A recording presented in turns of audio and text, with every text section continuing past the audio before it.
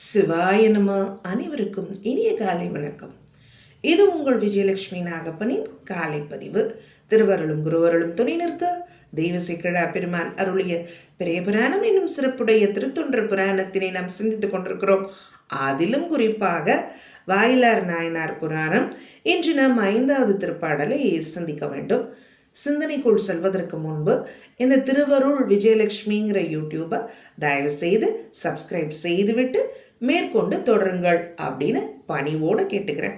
ஏற்கனவே நீங்கள் சப்ஸ்கிரைப் செய்திருந்தீர்கள் என்றால் மிக்க நன்றி.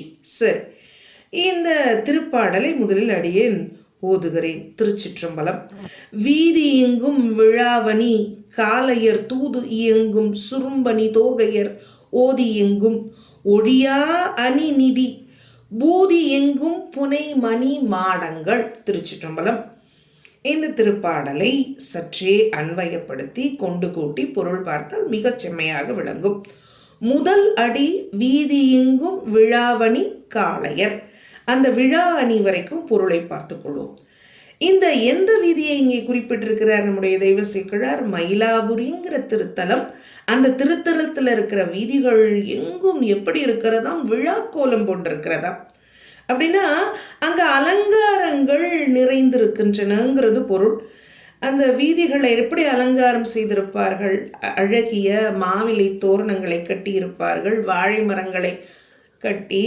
அதோடு மட்டுமல்லாமல் ஆங்காங்கே அழகிய கொடிகளையும் கட்டியிருப்பார்கள். அப்படிப்பட்ட விழா கோலம் நிறைந்ததாக அந்த வீதிகள் காணப்படுகின்றன. இன்றைக்கும் நம்ம திருவிழாக்களில் இந்த மாதிரியெல்லாம் கட்டப்படுகிறது இல்லையா, பார்க்கிறோம். அடுத்தது அந்த அடியில் இறுதி பகுதி காளையர், அங்கிருந்து ஆரம்பித்து கொள்ள வேண்டும். காளையர் தூது இயங்கும் சுரும்பணி தோகையர் ஓதி இயங்கும். அது வரைக்கும் 2வது அடியிலேருந்து அங்கேருந்து பொருள் பார்க்க வேண்டும். 2வது பகுதி. இங்கே காளையர் அப்படிங்கிறது யாரை குறிக்கிறது? இளைஞர்களை குறிக்கிறது. காளை என்ற சொல் ஆண்மகனை குறிக்கும்.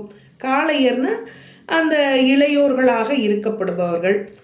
காளையர் தூது இயங்கும் சுரும்பணி, இளைஞர்களின் தூதாக இயங்குவன போல வண்டுகள். சுரும்புனா அங்கே வண்டுகள், குறிப்பாக அது ஆண் வண்டுகள்.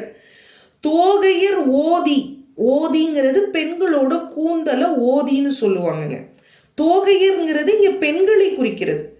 அப்போது அந்த வண்டுகள் பெண்களின் கூந்தல்களில் எங்கும் விளங்கும். அந்த எங்கும் வரைக்கும் பார்த்துப்போம். அடுத்தது ஈற்று பகுதி.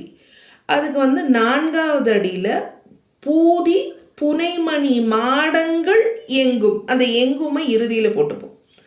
பூதி புனைமணி மாடங்கள் எங்கும். பூதினா சுண்ணச்சாந்து பூசி, ஒப்பனை புனைதல்னா அங்கே ஒப்பனை செய்யப்பட்ட மணிமாடங்கள், அருமையான மாளிகைகள் எங்கும். அது வரைக்கும் பொருள். இப்போ 3வது அடி இறுதி பகுதிக்கு வருவோம். ஒழியா அணி நிதி. அந்த மாளிகைகள் எங்கும் அணியும் நிதியும் ஒழியாது. அழகிய நிதிகளும் அணிகளும் நீங்காமல் விளங்கக்கூடிய அந்த சிறப்பினை உடைய மணி மாடங்கள், அதாவது மாளிகைகள் என்பது இந்த திருப்பாடலுடைய பொருள். மொத்தத்தில் திருமயிலாபுரியை ஒரு சொர்க்கலோகம் போல நமக்கு தெய்வசேக்கிழார் பெருமான் படம் பிடித்து காட்டுகிறார். இதுவரைக்கும் இந்த திருப்பாடலை மிக செம்மையாக சிந்தித்தோம். இன்றைய நாள் நமக்கு சிவ மங்களங்களை நல்கும் நல்லதொரு நாளாக அமைய வேண்டும் அப்படின்னு இறைவனிடத்திலே விண்ணப்பம் செய்வோம்.